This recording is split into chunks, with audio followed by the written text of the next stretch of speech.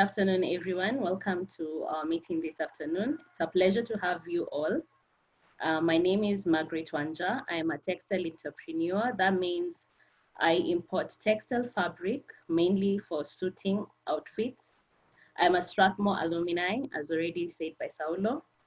I have been in business for the last 7 years. And this afternoon, I take the pleasure of interviewing somebody I've come to learn, Nashon Omondi. He is, as Saulo said, the founder and CEO of Hospitality Systems Consultants Limited. It's a company that has over 25 years experience in the hospitality industry, and they provide IT solutions to the hospitality industries. Nashon, please give us more details about who you are, what your company does for the industry. Thank you very much. Thank you, Margaret, and thank you, Strathmore Alumni, for having me. It's a great honor and privilege to be with you today, and also I thank the attendees who've taken their time. So I've been in business for 20 years, started the HSC in 2000. And before that, I worked in the hospitality industry for about 6 years. So in total, about 26, 27 years in the industry. HSC is an ICT solutions provider to the industry. We work all across Africa, providing end-to-end ICT solutions. So anything a hotel developer needs to run the hotel in terms of ICT, we're able to provide that. We have offices here in Kenya and also in Johannesburg, South Africa, and we have some staff in, like in Senegal. We have a small support center there, helping with our French-speaking customers in West Africa. Before COVID, we were about 70 staff. We still are, but as it were, some of us are now really not working full time. So we still have the staff portfolio that we had before, but the workload has dropped, and so not all of us are engaged in the business as we were. Nashon, you said something interesting that I have been thinking about as an entrepreneur and a business owner. You have 70 staff on board, and not all of them are engaged. How have you managed? Are they still on salary, or how are you managing this season even for your employees? Well, so one of the unfortunate consequences of COVID, obviously, is that, especially for our industry, and maybe just to give a basis to that, is that I guess for the rest of or let me say for a lot of other verticals or other industry, the COVID effects came kind of gradually, and they're probably still seeing fall in demand in a gradual manner. For us in the hospitality space, it was like you're 1 minute moving at 100 kph, and then the next minute, everything collapses and everything stops. So it was quite sudden. We started off the year, quite aggressively. And then in April, basically the world turned upside down.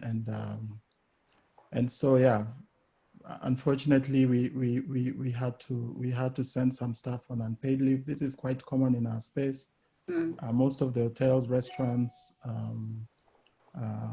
did that, and that's why I said yes. We still have this stuff on our payroll, but unfortunately, there's not enough work for all of us, and we hope to recover. But for now, only about, I think, maybe 35 or 40 of us are working. Wow! So almost half are on unpaid leave. Yes. As an entrepreneur, you must have massive financial plans for your business. Yes. How has this abrupt change affected you? And what does it mean in your space that these changes have come? Because I know, like for me, in our textile industry, we had to take a stall, complete shutdown for about 2 months. And that really affected our employees. Then again, we're in the industry where people are working from home, so nobody is dressing up, nobody is buying fabric. So for us, it's not business as usual, but we've had to restructure, think, and it's not easy. So for you, what were your future plans and how have they been affected?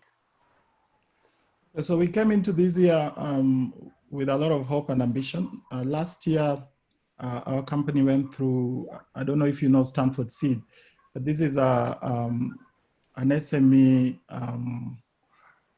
development program sponsored by Stanford University. And so it's a one-year program.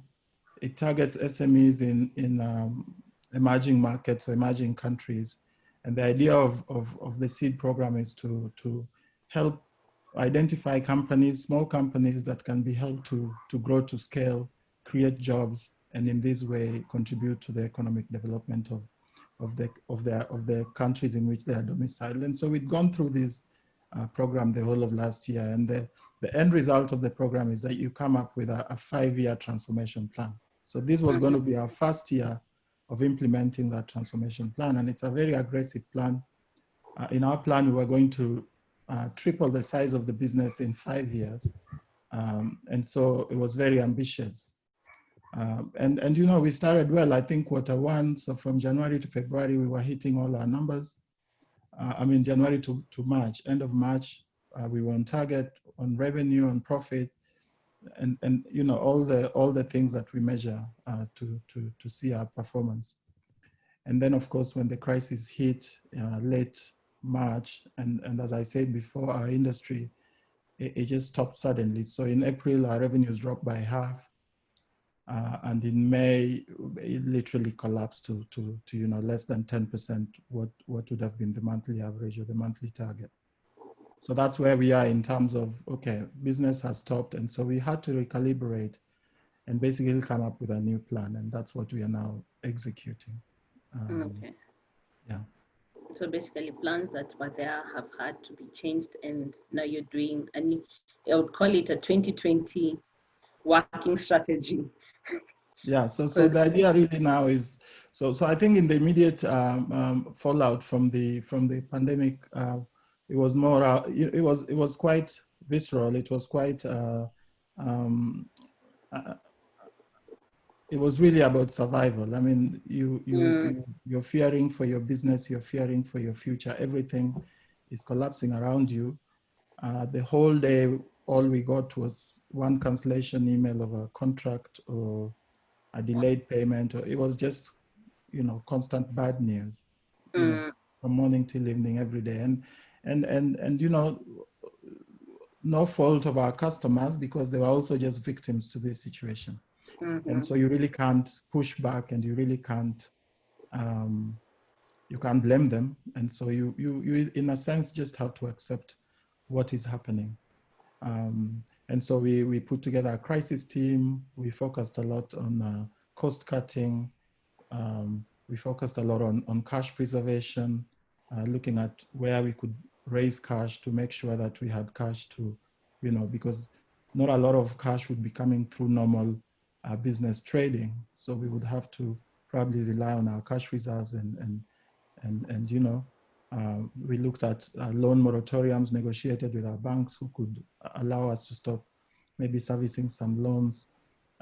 You know, it was really, really about crisis management. And that was probably most of April and May. And that's when also things like pay cuts. So the majority of our staff, even those who remained, experienced pay cuts. I experienced pay cut up to like 75%. So that's sort of the situation. April, May, June. So where we are today, I would say we start to see little signs of, you know, recovery maybe, but I think it's a bit too early to talk about recovery, especially for our industry. But so we are still, you know, we're still in the middle of the crisis, but because we've kind of calmed down and brought things to kind of a sustainable level in terms of cost, in terms of developing a new strategy, in terms of what we should be doing, in terms of coming up with new solutions and new products that we could be selling, in terms of pivoting out to other verticals that we could, you know, that could be interested in our products and solutions. It feels a bit more normal, because we have now a strategy and a plan, and we also have a plan for our own industry in terms of as they reopen or as they plan to reopen, how we can help in that. So we feel like we now have a strategy that we can go back to market with and try to survive. And that's why I feel like we're kind of in a recovery mode. Okay, I'll pick on, before I go to what you said, like you have a strategy for your for the industry, for the hospitality industry. Before I get to that question, because I would like really to know what strategy you have, but I want to know what lessons that you learned before have enabled you to, even with all that pressure, have enabled you to stay sane, to stay focused, that you learned, not now, that you had learned before? I think we are massively a product of our upbringing. So I had a relatively poor upbringing, as most Kenyans, to be honest. But I've also been extremely lucky. So I'll also credit a lot of what's happened to me, and just being here today, even in this environment. A lot of luck, a lot of good people have helped along the way. But the tough upbringing, we were taught resilience, we were taught hard work. I've always been extremely disciplined in my work ethic, very stoic, very, very focused. And all of these, I think, have come to be quite helpful in navigating this crisis. And these are sort of the personal qualities that I can say have helped. And I think these are fairly underrated qualities. We talk a lot about creativity. We talk a lot about a lot of other more external focused qualities in business, emotional intelligence, all this stuff come out a lot more than you don't hear discipline coming out, in management training. You don't hear about, hard work, resilience. And yet in a situation like this, these are probably the qualities that you're really looking for. I can also say that, the culture of the business, this is a business that we started with nothing. We've never really had, having come from my background, as I described it, obviously we didn't have a lot of money to invest. So it's always a company that has bootstrapped. So we've always done a lot with very little. We've grown out of nothing to a company that works in more than 30 countries with customers across Africa, and that is very well known in the industry as a leader. And that's without huge investment from a PE fund or from anyone. We've bootstrapped our way to where we are. And I think, again, that culture is, we're not afraid not to have too little, because we don't always have a lot of money in the bank. I think even in normal times, and you're an SME owner, so you do know that even though we are complaining, our bank balances are probably similar to what they always are. It's always a difficulty, making payroll every month. Every month is a fight. There's no month, even in the what we call normal months, where we would have more money than we need, and we wouldn't be worrying about how we're going to make payroll, how we're going to do this. So these are kind of things we are used to, and I think they're just a bit more amplified in this environment. But I think these things have come through. And I also have to pay credit really to our team. We have an amazing team. When the crisis started,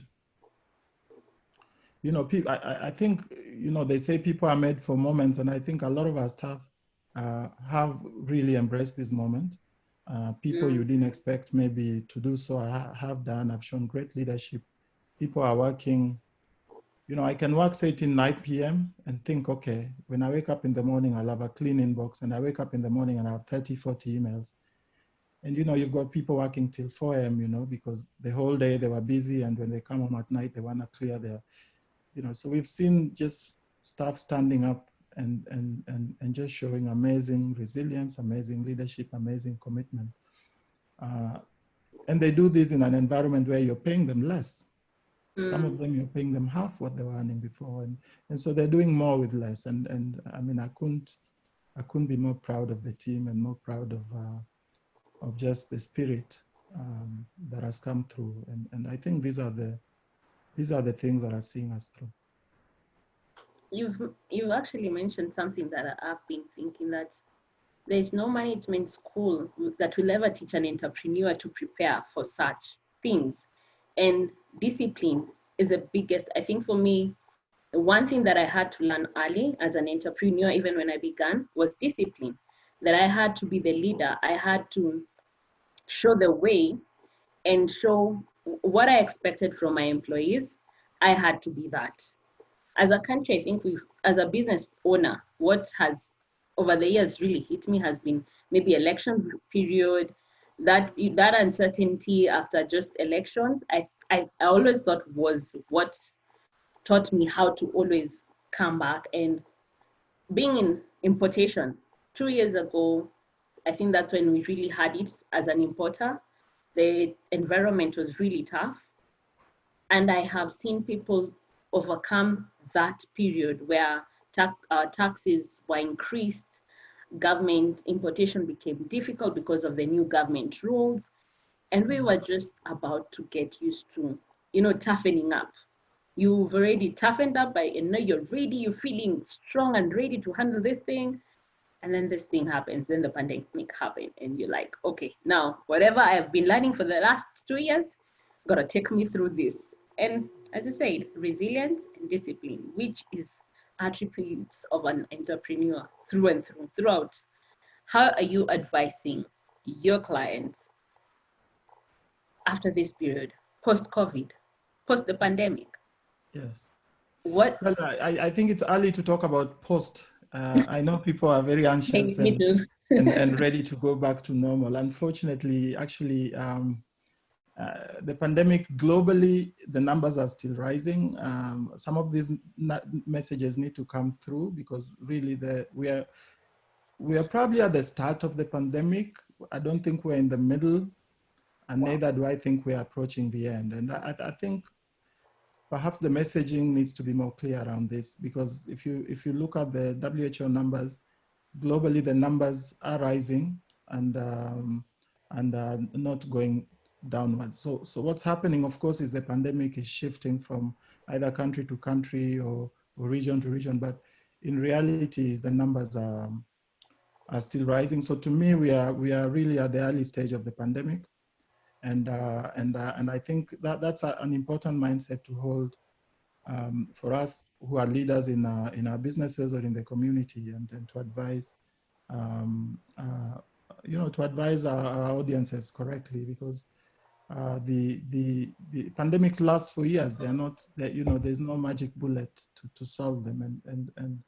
And again, going back to the resilience story, it's good to accept, understand what is ahead of us, so then we can perhaps prepare in a way to deal with it. But if I go back to my industry, as you asked, so we are kind of not domain experts in the industry. Like, I'm not a hotelier, and hoteliers, if you didn't go to Italy or have a hotel school, they'll never accept you as a hotelier. So even though I've been in the industry for many years, I'm not considered a hotelier, but I've been there long enough to know a few things. But if I just take it from an ICT perspective, I think what COVID has done is really brought ICT to mainstream as a tool that can help solve a lot of problems. And we see that in education, we're seeing that in retail, and I think in our industry as well, as people think about reopening. And our tagline around this is we're saying reopen with confidence. The confidence here is that we can give you some tools that you can use to help you reopen your properties. So we're talking about thermal cameras, for example, in public areas that can help monitor crowding and monitor temperature of people within the building. We're talking about apps that you can use to check in and check out of the hotel without ever going to the reception, for example, and probably enable your mobile phone to be used to open your door key. We have tools like virtual remote controls for the TVs in the rooms, which enable your device your smart device to be used as the remote in the room, just to reduce points of contact. So of course, it's not possible to completely minimize or eliminate contacts, but the idea is to reduce as many points of contacts as possible and make guests less anxious about, catching something from somewhere that they are touching or something that they are touching. So we developed our contactless solutions package, which we are aggressively promoting and using this to advise customers on some of these solutions and how they apply. It's a long list of solutions, and if anybody in the audience is in that industry, I'd be happy to talk to you. But some of these you can also use on a factory floor, again, to monitor temperature of your staff on a factory floor, or in the university at Strathmore, for example, when you start to have students back and you want to do that. And so we have a lot of solutions. These solutions can be used also outside the industry where you have crowds. We also have some interesting solutions in the area of hygiene. We are working with Philips Lighting to introduce UVC light for surface cleaning and for air cleaning. And this is as an alternative to using chemicals. So if you're running a hotel and you have to clean the rooms maybe twice a day, because the protocols now almost demand 2-3 times cleaning a day. If you're going to use stuff and use chemicals and things like that, I mean, you're going to spend a lot of money. And so we are introducing this UVC light cleaning technology where you can put this device in the room for a couple of minutes, and it basically kills any pathogens that it may find. And you can also put in public areas air cleaning, UVC devices that do air cleaning. Again, killing any pathogens that might be in the air. As we know, COVID can be airborne, and so that is irrelevant. So we've put together lots of solutions for customers, and we're also supporting those who are starting to reopen, doing whatever we can to support them. I am excited because whatever you're talking about is actually Industry 4.0. Like the industrial revolution that has people were waiting for the last, I think, 2 years or so, is here with us. We didn't see it coming this fast, but it's here with us. And you have talked about having real-time data from crowds, how many people are in a specific area, looking at people's temperature, that is real-time data. Having artificial intelligence helping with the clinic, that is just industrialization 4.0 described by you through your systems. I would like to know if, as you said, it can be used by universities, it can be used by factories. For somebody who's starting off, for a young entrepreneur, maybe who they were thinking of maybe selling things online, having this, those interactions, how can they use that information, not necessarily with the gadgets that you might be putting in your industry, but how can they take advantage of this revolution that's happening? Yeah, so in my humble opinion, I think what COVID has done in the ICT space is simply accelerate technologies that they are not new technologies, but perhaps the market or the industry, I mean, the people were not ready for them. I mean, if somebody told you, in December last year that you will go online and order your grocery from Zucchini, and somebody will deliver it, you thought, no, I like to choose my own mangoes, and I like to, it didn't sound natural. It didn't sound like something you want somebody to do for you. And yet now it's become normal. So what we see is this acceleration of tech.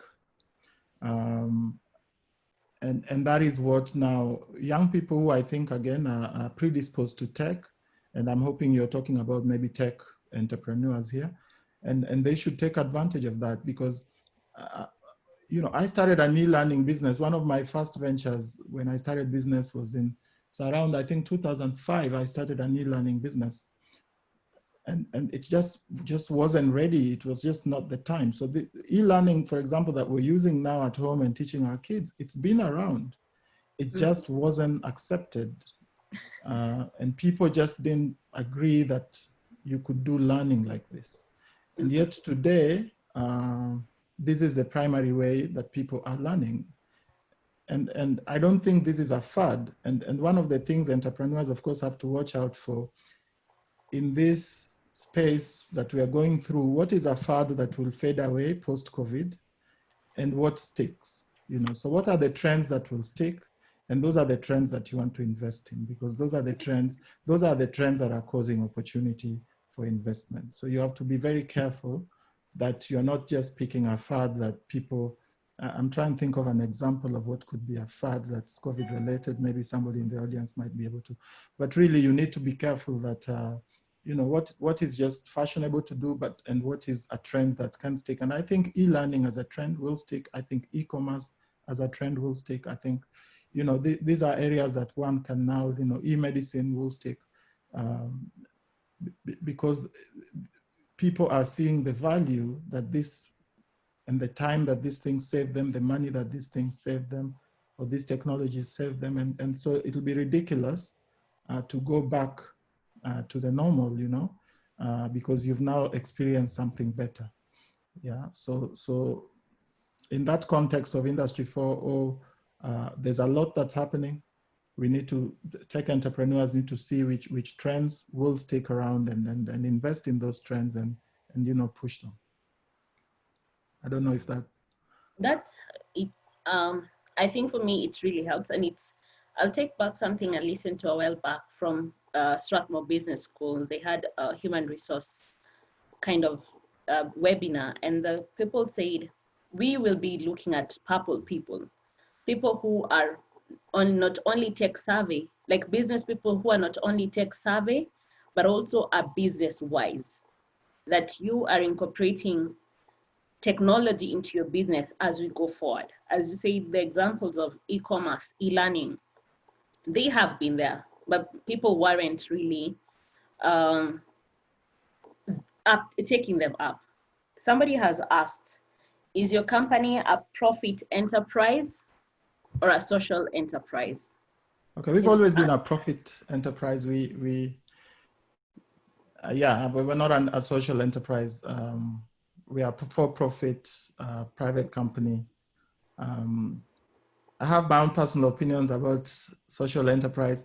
I think there's space for social enterprise, but I strongly believe that business should be for profit. I think what validates any business is that it can operate profitably. And I think social enterprise, unless there's a very strong social need for it that it fulfills, can displace what should be normal business. And I think, you know, it's an important discussion to have. And but for HSC, we are for profit. We believe that every product, every business line that we go into needs to be profitable. And that is what gives it validation in our minds. I want to address something else that has been asked. How do you get partners to build your business? You spoke about Stanford Business. I know you took a course with them. Yes. Did they give you partnership, or what? How is it profiting you? Okay, I mean, the Stanford Seed Program is again, you pay for it, so it's not free.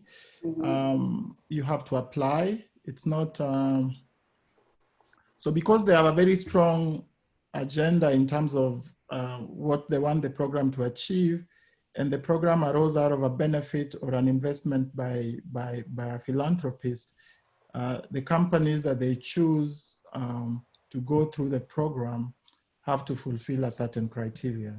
And mm-hmm. This is where we go back to social outcomes out of a for-profit business. So you're fully for-profit, but they want you to have social impact. So they're looking for companies that, for example, can scale and develop jobs.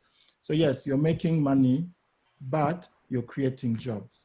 So the philanthropist who, for example, invested in this Stanford Seed Program, his interest is not in my profit. His interest is in the fact that as I make profit, I'm creating, lots of jobs, and there are,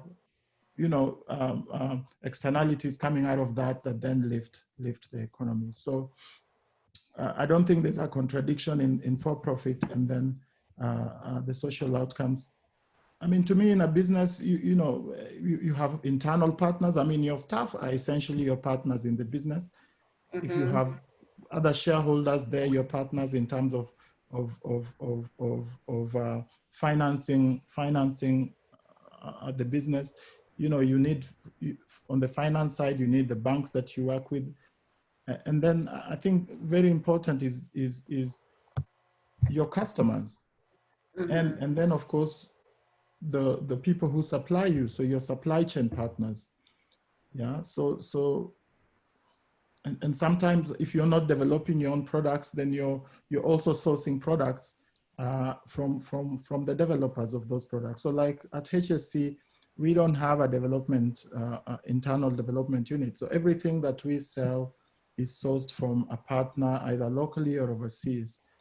And so we are constantly looking for solutions and looking for partners that we can work with. And there's no one way of developing that. I think what's key is to develop a certain a certain criteria in how you will treat these partners, and then apply that to every partnership that you come across.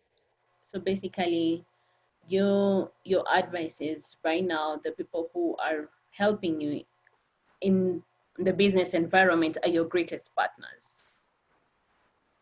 Yeah, so you build, yes, so partner, I mean, like I said, yeah, you have partners on every side of the business. So I think the key is that you have, maybe as a person, so if you're the key promoter of the business, I guess your personal values come into play in how you handle these partnerships, how you build those partnerships, how you establish trust, how you establish win-win and relationships, how you maintain the partnerships. But the partners are varied. Like I said, you have on the financial side, your financiers, your co-shareholders, you have your staff internally, you may have consultants that you work with, and then you have, of course, your customers who are one of your most critical partners. We also think about our customers. Again, these are critical partners as well, because if you're not providing value to your customers that their customers will appreciate, they probably won't keep you for very long. So even as we are designing solutions for our customers, the end person that we are really thinking about is our customer's customer. How will they experience this solution? Will they enjoy having this? So if it's a guest in a hotel room, if we are putting up something in the room, we're not thinking about the GM of the hotel, we are thinking about the guest who will come and stay in that hotel and how they will experience that. And so that guest is still a partner to our business. And so that's how we manage. Yeah, great.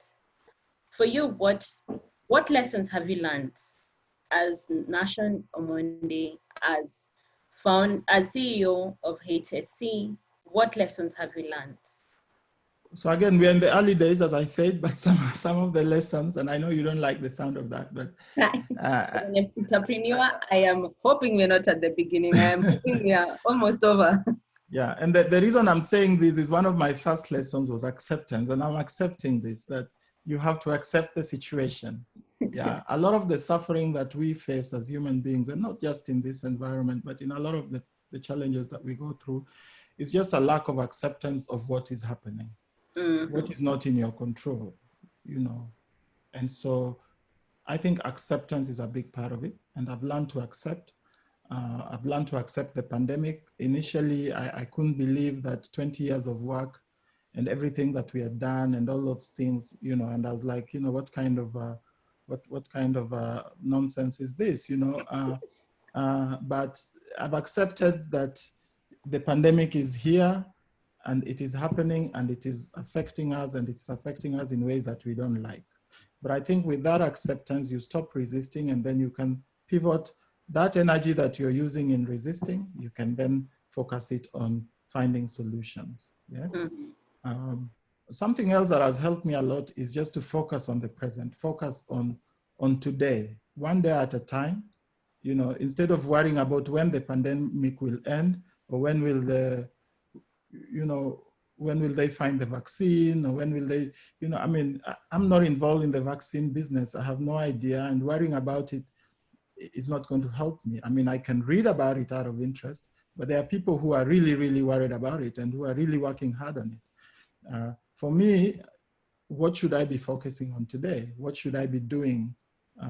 And so focusing today rather than tomorrow and worrying about tomorrow, I think has also helped me a lot. And I'm a believer that success has a formula to it. And really the formula is that whatever you're executing at that point, yeah, that is the reality that you have. I think we often can live and go through today worrying about tomorrow and forget that it is what we do today that propels us into a better tomorrow. So if I'm having an excellent day today, that is what will probably translate to a better day tomorrow. And then if I have a good day tomorrow, I'll have a better day the following day. And so to me, again, that just the daily focus on excellence in everything that I'm doing at that very moment as a way of propelling or as a way of developing a success formula that takes me forward. I think I've also really relied a lot on my family, on my kids. I think working from home has been excellent from that regard. I think that's a silver lining for me in this crisis. That even though it's very tough, I cannot imagine going through this in an office environment, at least in the house, even though it's stressful. You know, the kids stop by the desk once in a while and make you smile. You have lunch with them. You know, you have breakfast together, you have lunch, you have dinner. I mean, it helps to lessen the stress. And so I think appreciating our health, appreciating our relationships, appreciating our families has been great for me as a way of coping and as a way of just managing the stress from the pandemic. And I think also just understanding that every crisis comes to an end. So without contemplating too much when that end might come, yeah? But I think having the confidence that every bad thing that has ever happened in the world came to an end. This is not the first pandemic the world has gone through. And there were worse pandemics that killed 50 million people. I mean, this pandemic, the numbers, you know, so it doesn't rise to that level. And even those pandemics ended, they didn't have the technology we have, they didn't have the knowledge we have. And so we will overcome this pandemic. I have no doubt about it. And so just knowing that, and I think as entrepreneurs, you know, somebody asked this question, somebody asked one of the leaders, not in this country, a question, you know, will restaurants ever open again?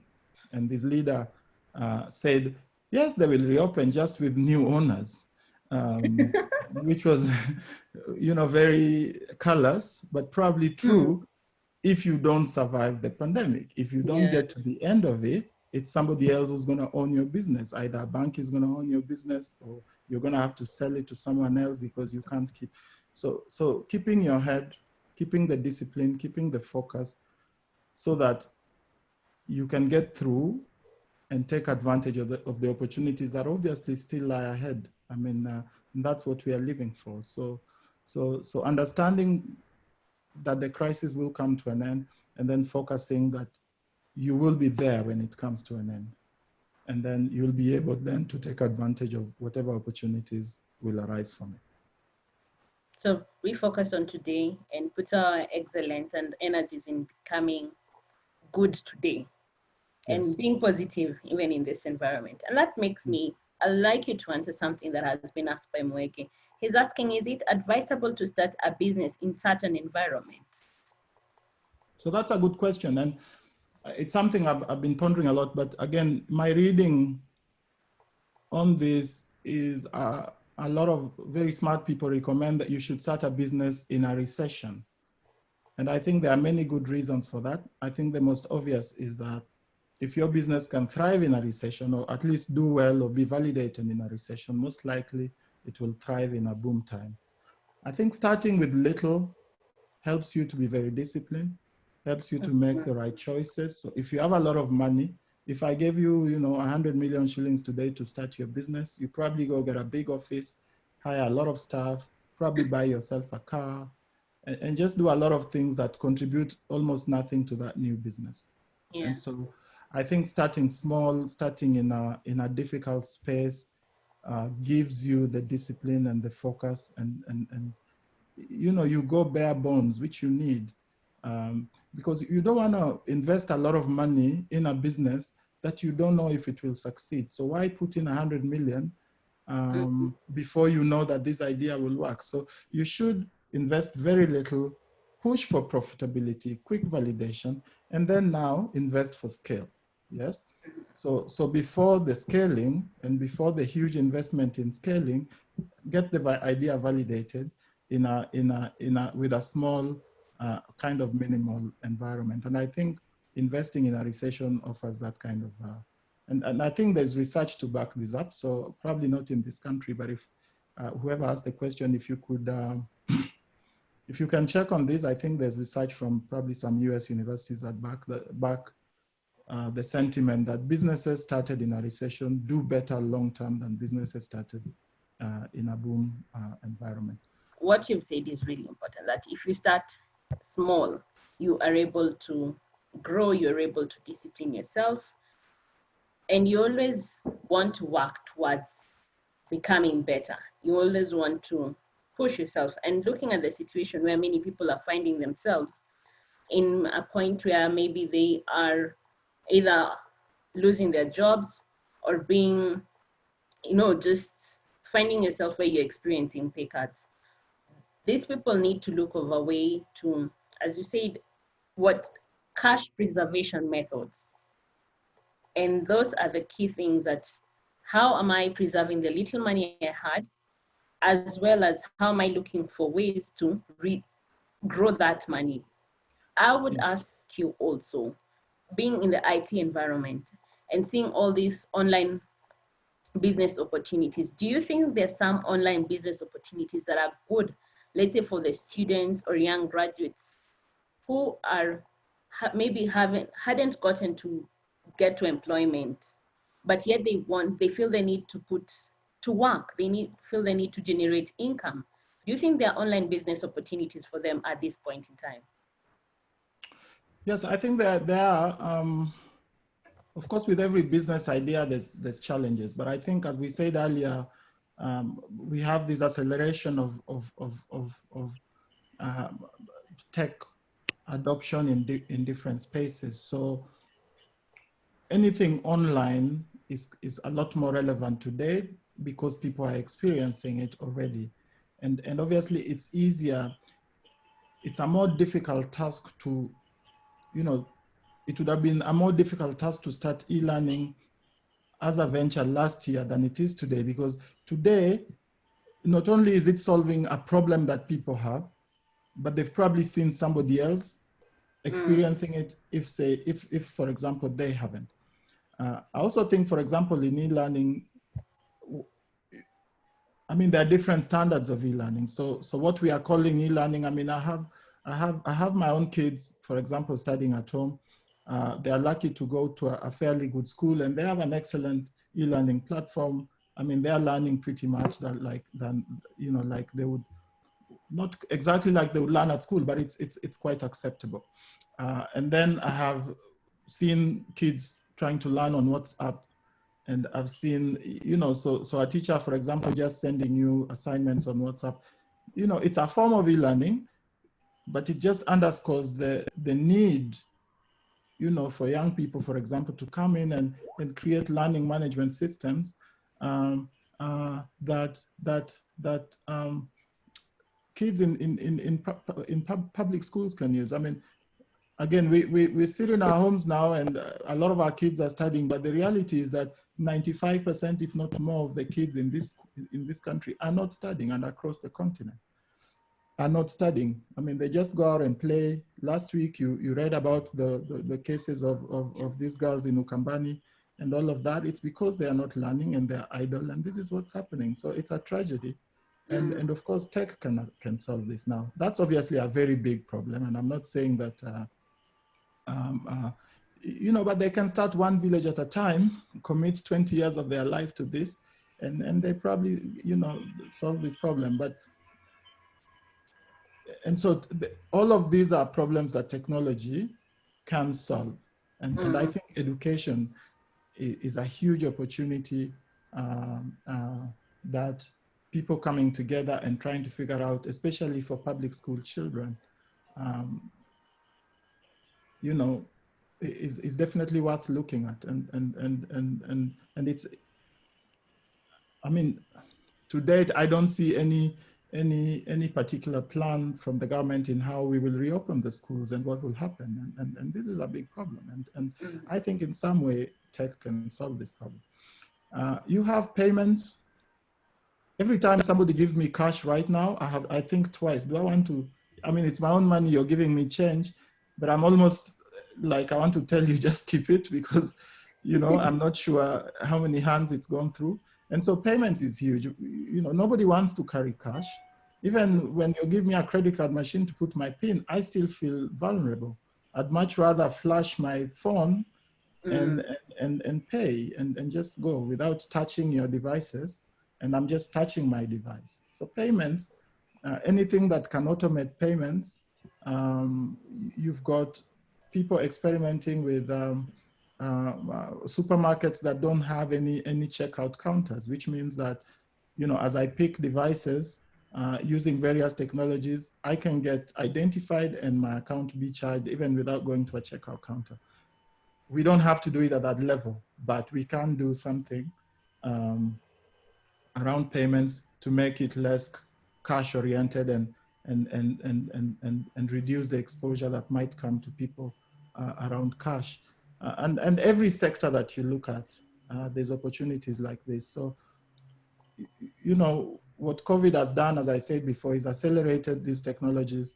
I think young people in tech should take advantage of that and create solutions in their spaces, in the areas that they understand, that industry and individuals can take advantage of to better their lives and to improve their lives.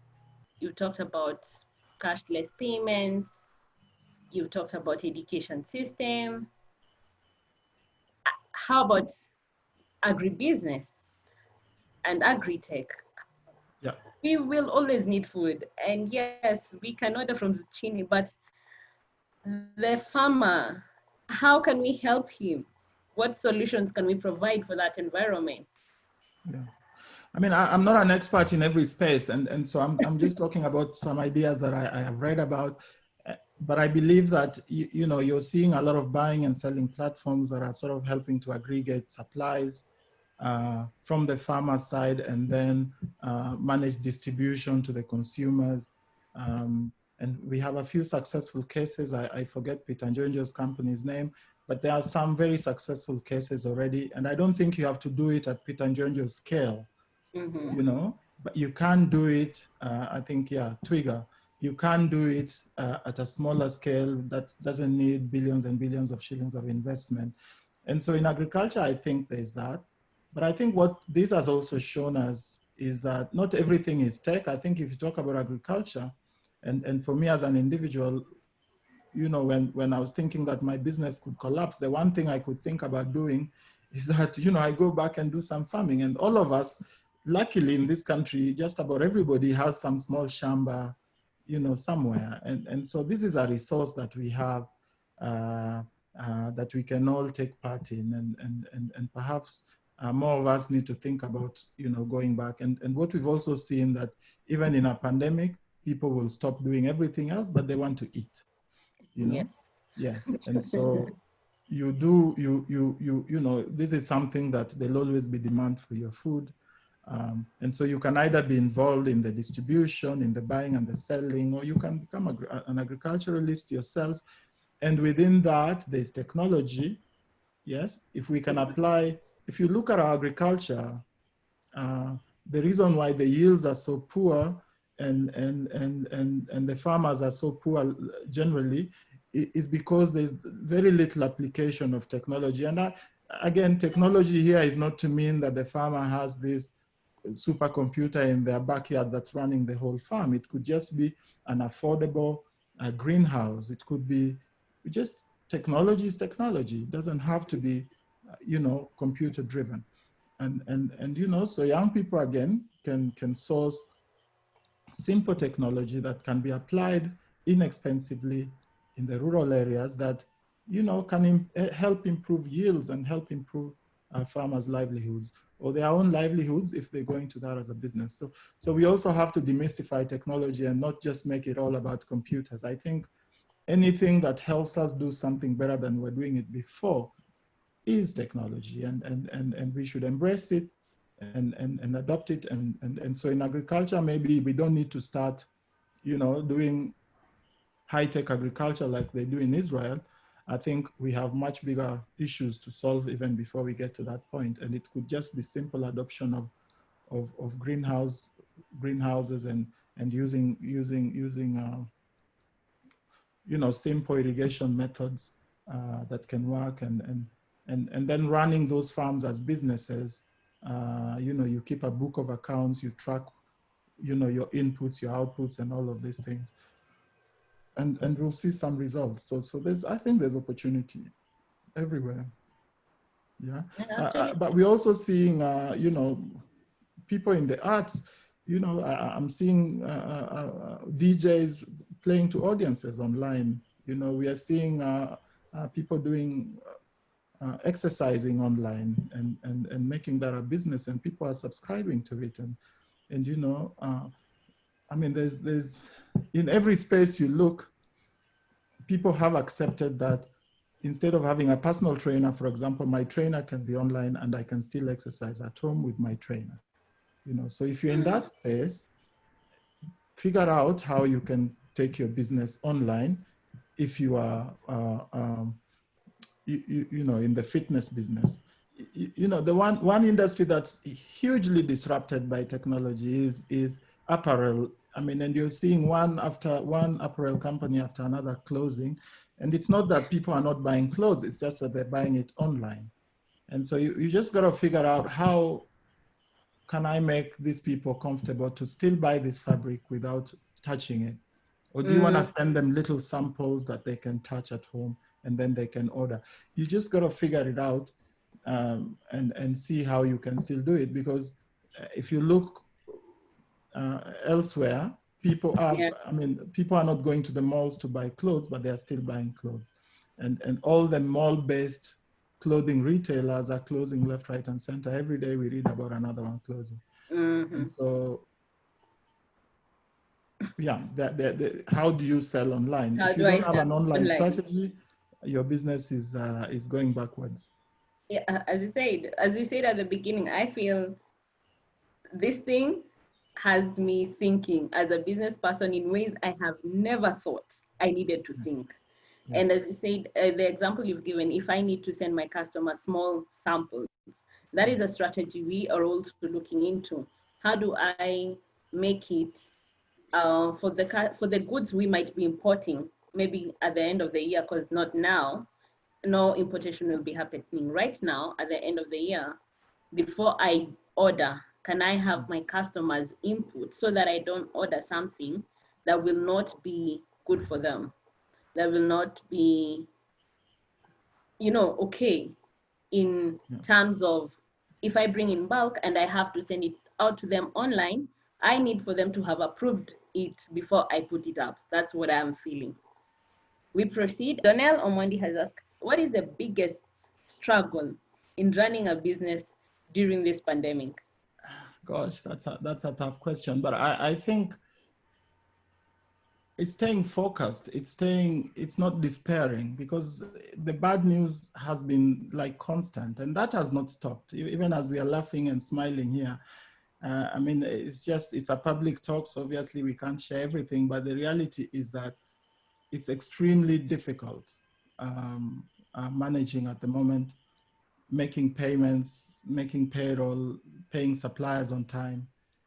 Relationships that we've built for years are being tested because some suppliers are saying more understanding than others. So others just say, well, we don't care, you pay us or we close your account, things like that.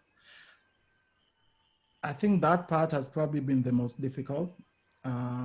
Letting go of staff is never easy, and that has also been extremely difficult. Knowing that we have staff out there who have no income has been difficult to deal with. yeah, it's just staying sane and staying resolute and waking up every day and doing it all over again, despite all the obstacles and all the no's. I mean, right now you're more likely to get a no from anybody or anything you ask for, and and and it takes something special to keep doing that every day and keep looking for some kind of way to continue.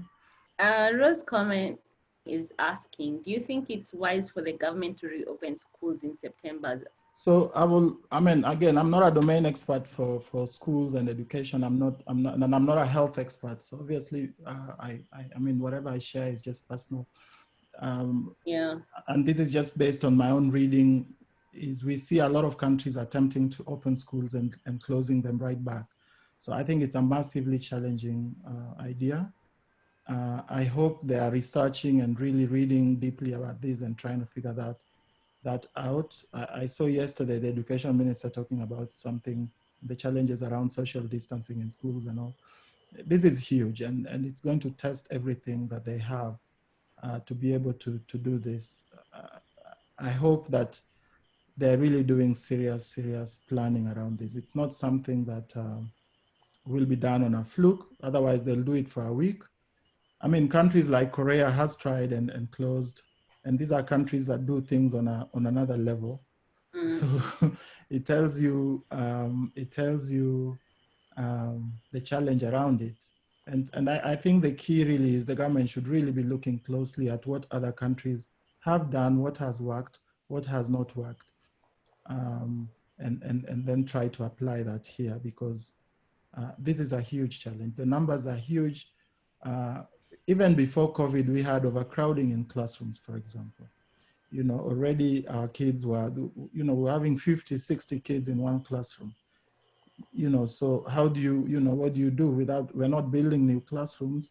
How do you reduce those numbers in the classrooms, for example? It's a big problem. I have no, I mean, I don't envy the CS in charge of education in trying to figure this out. But allow me to talk about my industry and perhaps what, you know, so as I said, we've put together solutions for the industry to help the industry reopen. We think that there are signs now that, you know, we're hearing about Kenya Airways starting to fly soon, and we think that perhaps in the next announcement, the president will allow some kind of reopening of JKIA, for example, and so in our industry, we are hopeful that, you know, we might start to have some travel coming through. But again, we do need government support. I think the government allocated the whole industry 2 billion shillings, just 2 billion for supporting the hotels. I think it's a drop in the ocean. I think Kenya Airways has asked for 18 billion, if not more. The whole industry employs millions of people. Kenya Airways employs maybe 3,000 or 2,000 people, I don't know. But it, you know, it's disproportionate. And I think that the industry needs more help and more resources. The industry has no cash flow, so you cannot go right now to a bank and get a commercial loan. And that's where government comes in, where the commercial system cannot operate because of facts beyond the people in that industry's control. You come in as government and maybe guarantee loans or provide loans directly. And the industry needs this level of support for it to come back strong. We've seen countries negotiating travel corridors between themselves. So we've seen the Nordic countries negotiating travel corridors that allow for, you know, citizens to travel back and forth without quarantining, without this kind of thing. You know, and we really need to get into that, because it'd be very difficult for me to book a holiday to Kenya. And then when I arrive in Kenya, I have to spend 2 weeks in a hotel in JKI on quarantine before I go to the Mara. I mean, typically these holidays are lasting 2 weeks, you know. And so they really need to get into those travel corridor protocol negotiations so that we have partner countries that are willing to allow their, or who we are willing to accept their citizens to come without quarantine, and so they can come and enjoy the country. So there's a lot of work that the government can do. One, definitely channel more resources to the industry, and two, work on these travel corridors to enable the industry to come back. It won't come back strong quickly, but at least we can start to have people travel. You have talked about international, let me look at it as international economies. For your industry, I would think having conversations on the way the industry can first and foremost build local trade, like have local tourism, would make it more robust before international markets are opened. What is your thought on that? So unfortunately, our country, at least in the Kenyan context, travel, especially, I mean, and when I talk about my customers, typically I'm referring 5-star, 4-star city hotels. These kind of hotels, unfortunately, are not, in our context, are not used by your ordinary Kenyan or most Kenyans. Even the rich Kenyans maybe just go there for tea and coffee and lunch. But really, in terms of accommodation, not so much. It's very externally driven, and there are factors for that. We see countries, so if I look at, say, Nigeria, which is another country where we have a lot of customers, it's a much bigger country. And also people's, so we see a lot of domestic travel. So the big hotels, if you go to a big hotel, if you go to a Hilton in Abuja, it is not, foreigners who are filling the rooms. It is typically Nigerians from another state, And so countries like those, I think, will recover faster than countries like Kenya, where the travel is, at least for that segment, is external. And I don't think there are any quick fixes to that in terms of how would you make Kenyans travel more. I think that's probably more on the lodging side, and already we see, I think the whole business, the whole tourism business in Mombasa, I think over the years have completely shifted to local, at least for the majority of the hotels. And so on the holidaying side, so your lodges and your coastal resorts, I think those could do a much better job and push Kenyans to go on holiday. But the city hotels in Nairobi, which are very business people oriented, they have to get this business people coming from outside. But the industry must still solve, what is stopping people from travel. So I mean, in our context in Kenya, obviously people are not traveling. I can't, even if I wanted to go to the Mara today, I'm not allowed to go out of Nairobi metropolitan area. Yeah. So that's something that is in the hands of the government. So not much the industry can do. But the industry must be ready that if tomorrow the government was to allow travel, that we can do it safely. Otherwise, those things will come right back, So just because a lockdown has been lifted doesn't mean it's permanent. On the industry side, we must be ready. I mean, if you own a bar, which I would say is in our sector, and then you allow your bar to be overcrowded for the weekend just to make a little bit of money, you're shooting yourself in the foot, because in 2 weeks, you have a crisis arising out of that, and then the government shuts down the whole thing again. And then you go through the crisis, and then it repeats and it repeats. And I think everybody in the industry needs to do their part in observing these health protocols, so that even when the reopening happens, it is done safely and we don't have spikes of infections and then, have to repeat. So I think personal responsibility, citizen responsibility is huge.